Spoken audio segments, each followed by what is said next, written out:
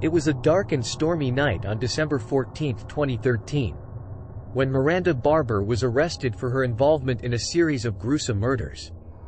The 19-year-old had confessed to killing at least 22 people over the course of 6 years as part of a satanic cult. But what was even more disturbing was that Barbour claimed to have no memory of the killings themselves, only the locations where they had taken place.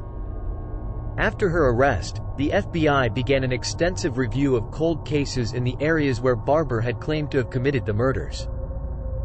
On January 20, 2014, they announced that they had identified several cases that matched Barbour's descriptions.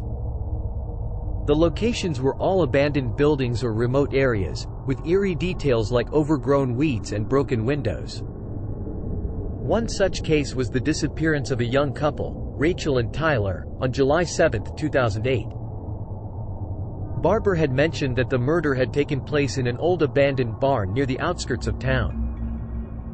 The FBI investigated the area and found the barn, long since abandoned and in a state of disrepair.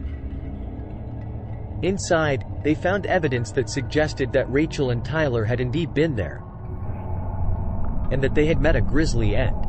But the creepiest part of the investigation came when the FBI realized that there was no sign of the killer ever having left the barn. No footprints, no tire tracks, no evidence of a getaway vehicle. It was as if the killer had simply vanished into thin air. As the FBI continued to investigate Barbour's claims, they found similar patterns in the other cases. All the murders had taken place in isolated areas, with no witnesses and no signs of a struggle. And in each case, the killer seemed to have simply vanished into thin air after committing the crime. Years went by, and the case eventually faded from the public eye. But to this day, people still talk about the satanic serial killer who haunted the remote areas of the country, leaving behind only eerie and abandoned crime scenes. And every time someone ventures into an isolated area, they can't help but wonder if they'll be the next victim to simply vanish into thin air.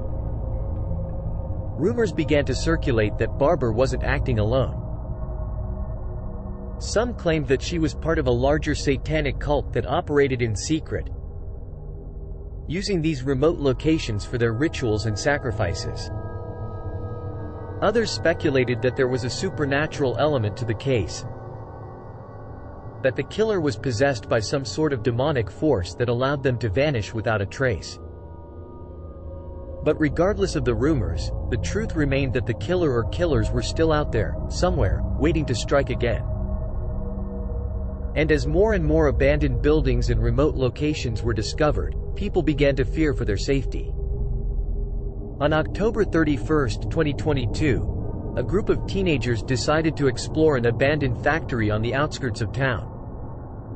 They had heard the rumors about the satanic cult and the serial killer, but they brushed them off as just urban legends. As they explored the dark and musty corridors of the factory, they began to feel an uneasy sense of foreboding. The air was thick with a heavy silence, broken only by the sound of their footsteps echoing off the walls. Suddenly, they heard a faint chanting coming from one of the rooms. They cautiously approached and peered inside, only to see a figure dressed in black robes, surrounded by candles and other ritualistic objects. Before they could react, the figure turned towards them and began to approach, its face hidden in the shadows. The teenagers screamed and ran, their footsteps echoing through the empty halls. When they finally emerged from the factory, they were shaking and pale. They didn't know what they had seen, but they knew it was something dark and terrifying.